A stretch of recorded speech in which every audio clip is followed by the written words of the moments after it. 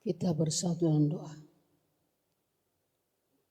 Bapa yang baik, Bapa yang penuh kasih, ku bersyukur kepadamu Tuhan karena begitu besar kasih-Mu kepada kami. Hingga saat sore hari ini Engkau berikan kami kesehatan dan juga kekuatan dan hadir di rumah Tuhan untuk mendengarkan firman Tuhan, beribadah, memuliakan nama-Mu. Dan biarlah kami serahkan hidup kami hanya kepadamu Tuhan. Di dalam nama Yesus Kristus kami berdoa dan mengucap syukur kepadamu. Amin. Shalom bagi kita semuanya. Firman Tuhan yang menyapa kita pada sore hari ini tertulis dalam kitab Yesaya pasal 55 ayat 1 sampai ayat 5. Demikian firman Tuhan. Ayo hai semua orang yang haus, marilah dan minumlah air. Dan hai orang yang tidak mempunyai uang, marilah, terimalah gandum tanpa uang pembeli dan makanlah, juga anggur dan susu tanpa bayar. Mengapakah kamu belanjakan uang untuk sesuatu yang bukan roti, dan upah jerih payahmu untuk sesuatu yang tidak menyenangkan? Dengarkanlah aku, maka kamu akan memakan yang baik dan kamu akan menikmati sajian yang paling lezat. Sedengkanlah telingamu dan datanglah kepadaku, dengarkanlah, maka kamu akan hidup. Aku hendak mengikat perjanjian abadi denganmu, menurut kasih setia yang teguh yang kujanjikan kepada Daud. Sesungguhnya aku telah menetapkan dia menjadi saksi bagi bangsa-bangsa, menjadi seorang raja dan pemerintah bagi suku-suku bangsa. Sesungguhnya engkau akan memanggil bangsa yang tidak kau kenal, dan bangsa yang tidak mengenal engkau akan berlari kepadamu. Oleh karena Tuhan Allahmu dan karena yang Maha Kudus Allah Israel yang mengagungkan engkau. Sampai di situ firman Tuhan. Saudara-saudara kekasih, di dalam nama Yesus Kristus, pasti kita pernah melihat atau menonton penjual barang yang di pasar, baik pun di televisi. Pada umumnya atau biasanya mereka akan mengatakan kepada kita,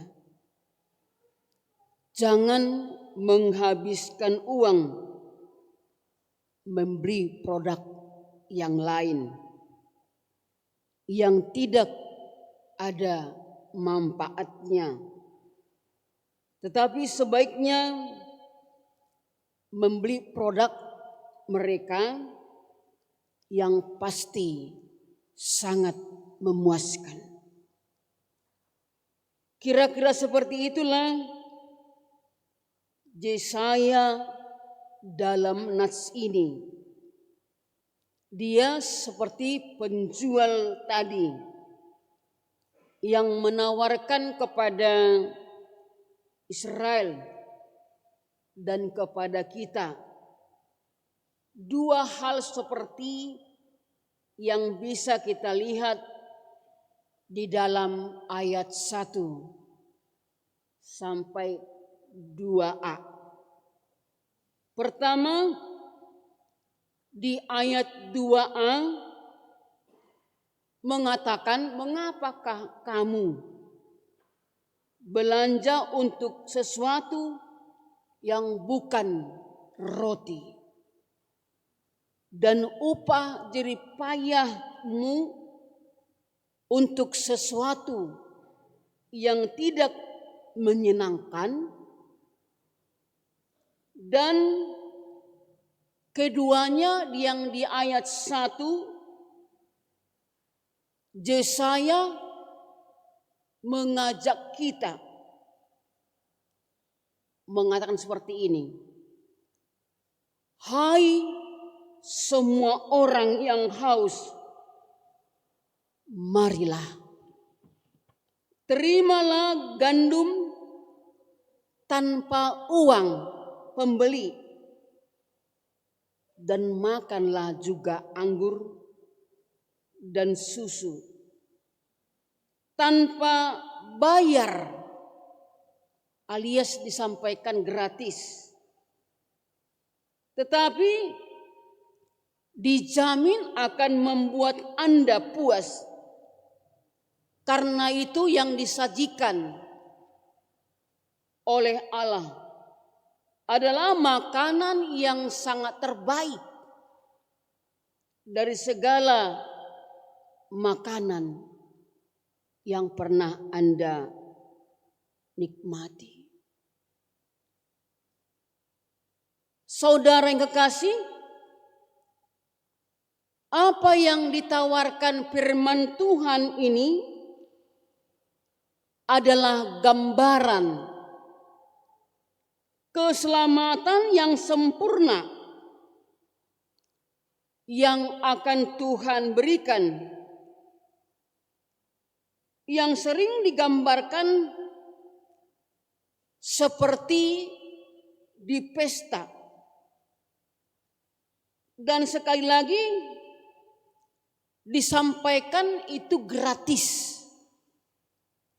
tidak ada dikutip uang. Mengapa Yesaya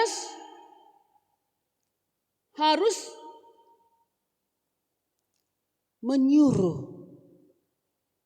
atau membuat suatu iklan di mana ketika Yesaya berada di dalam situasi pembuangan di Babel sebagai hukuman Allah atas besar dosa-dosa mereka.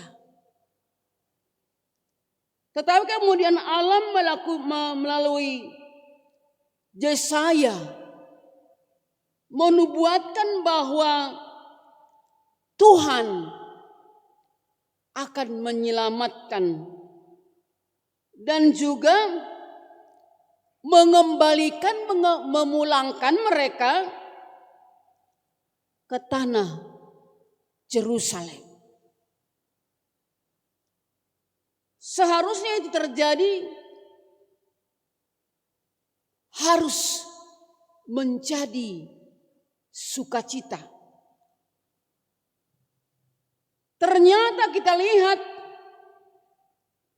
kebanyakan orang tidak suka atau tidak mau, tidak ingin pulang ke Yerusalem. Kenapa mereka betah di sana? Tidak ingin pulang. Di mana dikatakan karena rupanya mereka sudah memiliki banyak harta. Dan juga secara politis juga mereka sudah lebih nyaman. Bahkan sudah ada menjadi pejabat tinggi. Atau mereka sudah ada orang yang mempunyai kehidupan yang sangat tinggi. Ibaratnya Daniel bersama dengan teman-temannya. Itu juga penting dan lebih berharga bagi mereka ketimbang firman Tuhan. Maka disampaikan, mengapa kamu membuat kenikmatan dan kemewahan yang lebih, yang lebih penting dari keselamatan. Saudara, inilah perlu renungan bagi kita. Bagaimanapun banyaknya hartamu, tidak akan bisa kita bahagia. Bahkan mungkin membuat kita lelah atau capek. Bahkan mungkin membuat kita semakin sengsara. Mengapa? Karena semuanya tidak kekal, tidak menetap. Semuanya itu tidak membuat kita puas. Ini ada cerita seorang konglomerat di Indonesia. Dia curhat kepada teman yang mengatakan demikian. Dahulu saya ingin menjadi orang yang kaya raya. Setelah itu memang dia kaya.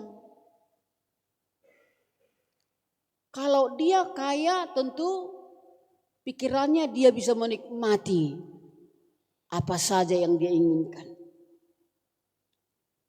Dia menikmati apa saja yang dia inginkan di dunia ini. Untuk itu disampaikan, aku harus bekerja keras dan tidak pernah mengenal lelah dan capek, dan tidak pernah istirahat, tanpa juga memperdulikan kesehatannya ke depan. Memang dia berhasil. Dia mengatakan, aku sudah berhasil dan sangat kaya. Tapi saya juga sudah menerima bonus. Apa itu bonus? Penyakit. Itulah bonusnya. Dan saya hanya bisa makan dengan hanya seperempat butir telur ayam, sedikit kentang, seperempat sendok gula. Keinginan untuk memakan makanan yang enak tidak pernah tercapai dalam hidupnya. Itulah hasil yang hidup yang akan mengejar harta. Terutama semua itu tidak akan pernah menyelamatkan kita. Tetapi dikatakan bahwa justru akan membawa kita ke neraka. Maka saudara-saudariku, karena itulah saudaraku, melalui Yeremia dalam nats ini menyampaikan bahwa pilihan yang sangat penting, yang sangat perlu, yang sempurna, yaitu di ayat 3 dikatakan, sedengkanlah telingamu, datanglah kepada Tuhan, dengarkanlah firman Allah.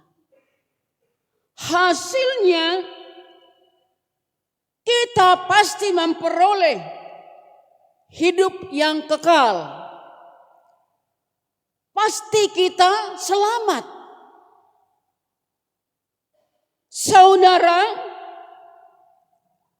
menghabiskan masa hidup untuk harta akan berakhir pada sengsara dan neraka. Tetapi bila kita mau menghabiskan waktu hidup untuk mendengarkan, melakukan, mengenal firman Tuhan, itu pasti membuat kita tetap bersukacita, tetap kuat, tetap semangat, terutama akan membawa hidup kita kepada keselamatan hidup kekal. Karena itu saudara, pernyataan yang harus terus kita lakukan dan kita renungkan di setiap hari. Apakah yang utama, yang prioritas dalam hidupku?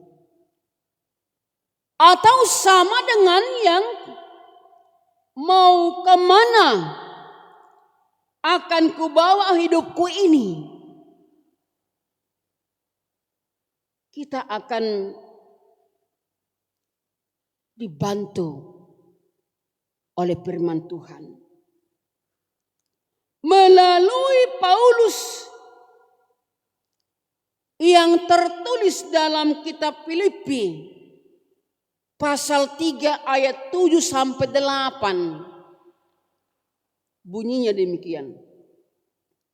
Tetapi apa yang dahulu merupakan keuntungan bagiku, sekarang kuanggap rugi karena Kristus. Malah segala sesuatu kuanggap rugi karena pengenalan akan Yesus Kristus Tuhan lebih mulia dari semuanya. Itu dari batin. Setelah dia merasakan begitu besar kasih Tuhan, tidak penting segalanya. Yang selama ini anggap keuntungan, sekarang tidak. Maka disampaikan oleh karena itu bahwa oleh karena dialah aku tidak melepaskan semuanya itu dan menganggapnya yaitu sampah. Dia menganggap sampah supaya akan menjadi memperoleh Kristus. Maka saudara-saudara kekasih, sebaiknya kita meneladani tentang mengenai pilihan Paulus. Semua kenikmatan dunia yang sebelumnya sangat dia agung-agungkannya, sekarang dia sudah menganggap sampah ketimbang umatnya, ketimbang keselamatan yang sudah dia terima, sudah dia nikmati. Tidak ada apa-apanya itu lagi. Dibanding memperoleh hidup yang kekal, lebih berharga. Seandainya pun kita mendapat harta, tidak mungkin kita bisa bawa. Tidak kekal. Tapi yang paling berharga kita peroleh dari Tuhan, disampaikan mengenai kehidupan yang kekal. Maka dipesankan kepada kita jangan salah pilih. Kalau kita salah pilih, fatal akibatnya. Kedua, kita lihat dikatakan keselamatan yang akan diberikan oleh Tuhan itu adalah gratis, tanpa membayar sepeser pun. Secara umum dari ayat 1 sampai 2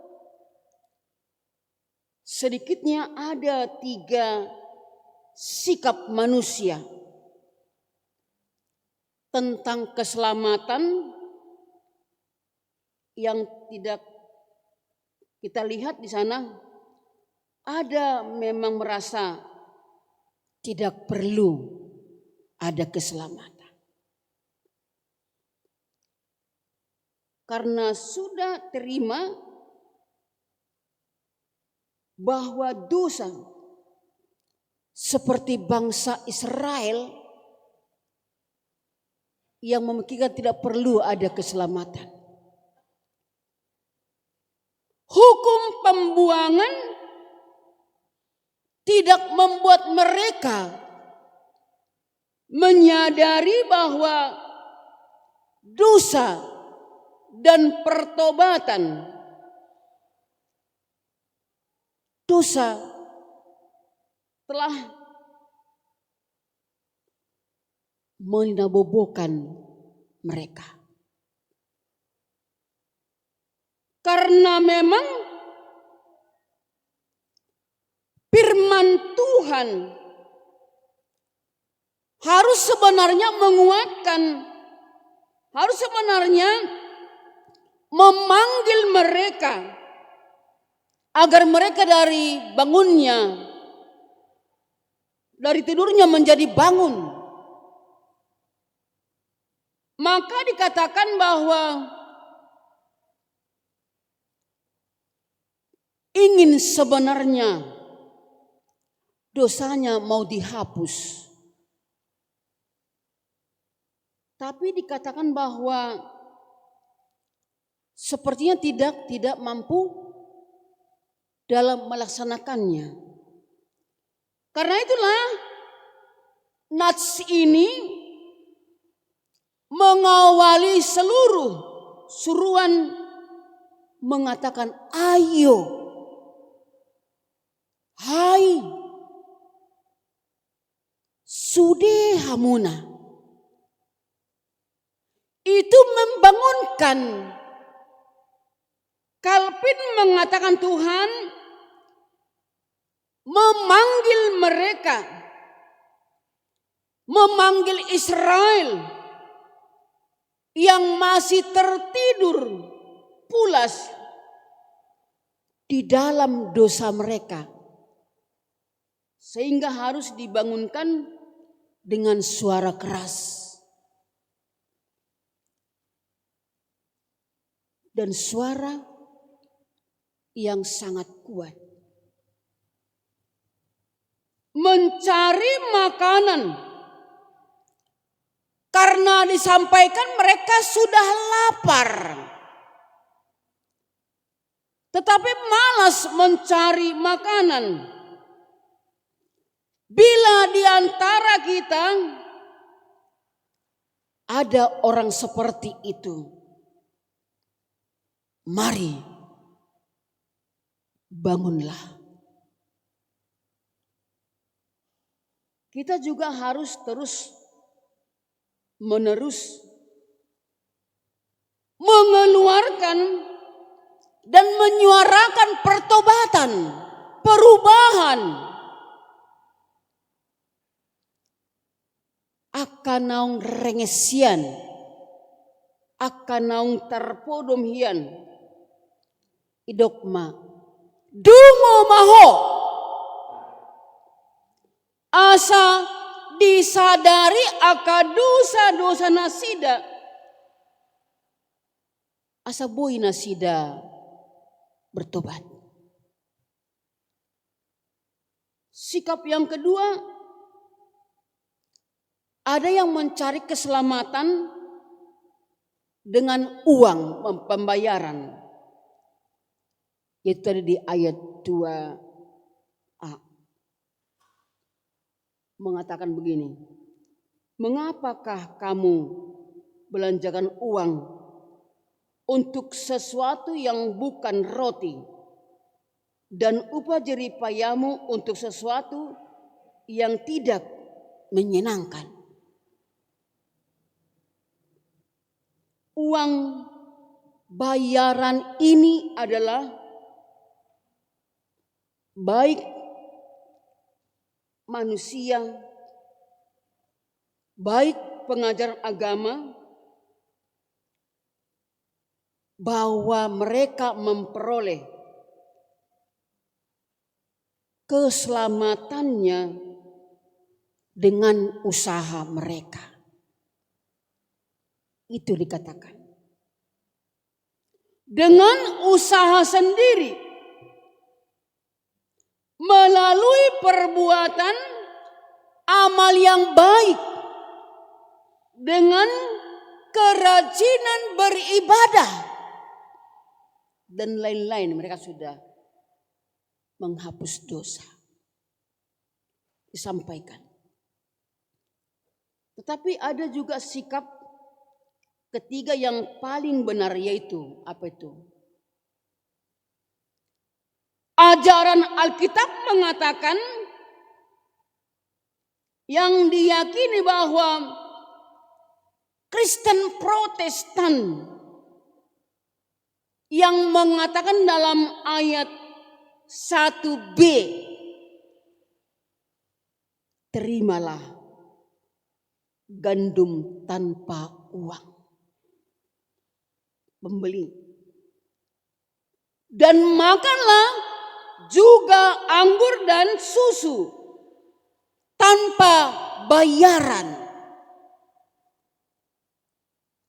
Begitu bahagianya kita kalau undangan itu diberikan kepada kita, menikmati makan yang lezat, bahagia, gratis, kita pasti bahagia. Maka kalau ini undangan tidak mempunyai uang, dalam Wahyu 22 ayat 17b dikatakan, barang siapa yang haus, hendaklah ia datang, dan barang siapa yang mau, hendaklah ia mengambil air kehidupan dengan cuma-cuma, alias gratis. Maka Efesus 2 ayat 8 sampai 9, sebab karena kasih karunia kamu diselamatkan oleh iman. itu bukan hasil usahamu, tetapi pemberian Allah,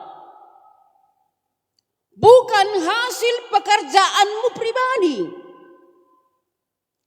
Maka disampaikan, janganlah ada orang yang bermegah diri. Itu ajaran yang harus kita pegang erat-erat.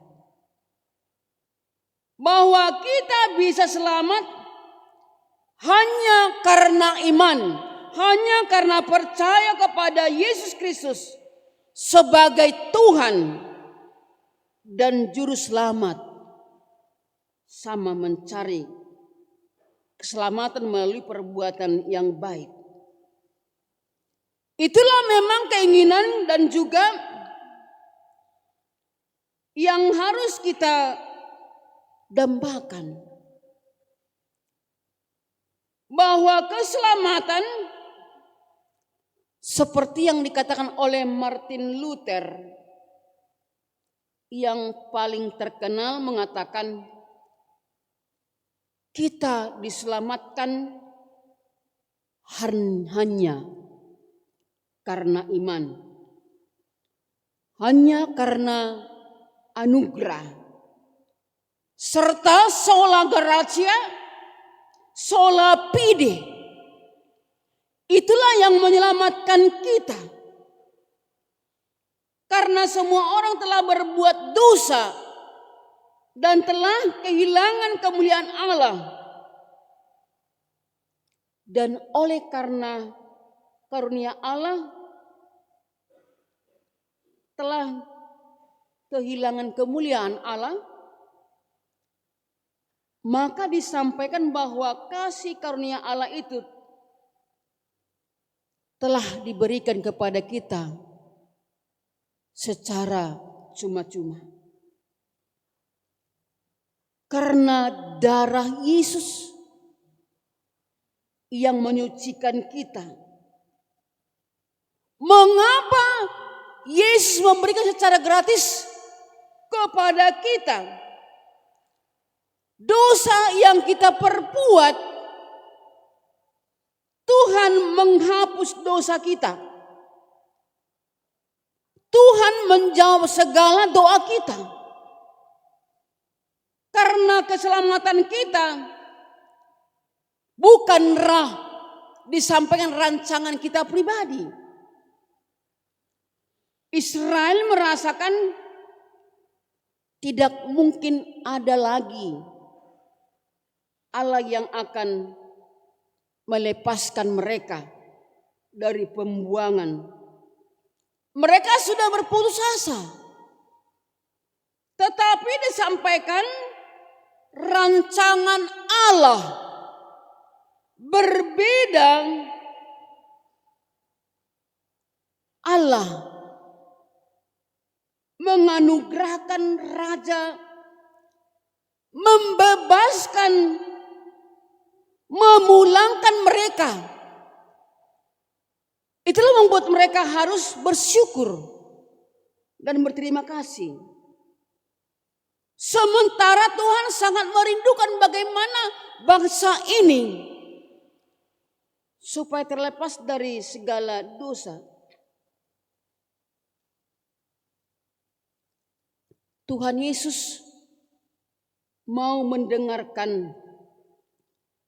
Tuhan Yesus mau melunaskan segala utang dosa kita dengan darahnya di kayu salib di Golgota, hingga kita diselamatkan, dibayar lunas. Lalu itu diberikan kepada kita, umatnya. Diberikan anaknya kepada kita untuk menyelamatkan. Maka dia ajak kita, marilah terimalah keselamatan yang gratis dari Tuhan. Sekali lagi dikatakan, marilah terimalah anugerah Tuhan yang menyelamatkan kita dari segala dosa. Amin. Kita berdoa. Kami kembali bersyukur dan berterima kasih kepadamu Tuhan. Karena Tuhan memberikan kami kesempatan hari ini untuk menikmati firman Tuhan. Biarlah firman Tuhan rema dalam kehidupan kami masing-masing. Agar kami benar-benar menerima keselamatan daripadamu. Dan saat ini juga kami bersyukur di saat Tuhan mau mengorbankan Engkau di kayu salib. Darah-Mu tercurah untuk menebus kami dari segala dosa. Dan kini kami akan menyampaikan syukur kami ketika Tuhan rela menebus dosa yang kami lakukan.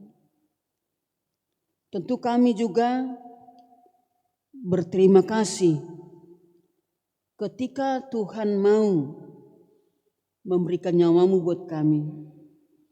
Ajarlah kami selalu anak-anak-Mu untuk berbakti dan juga mempersembahkan waktu kami memuliakan nama Tuhan. Ajari kami selalu untuk membuat yang terbaik untuk kemuliaan nama Tuhan. Dan kami juga merasakan bahwa dosa-dosa yang kami lakukan banyak. Tapi Tuhan pasti mengampuni kami. Dan biarlah pada saat ini kami yang berdoa, sedengkanlah telinga-Mu mendengarkan doa kami dan pujian kami, agar menjadi dupa bagimu. Dalam nama Yesus Kristus kami berdoa dan mengucap syukur kepada Tuhan. Amin.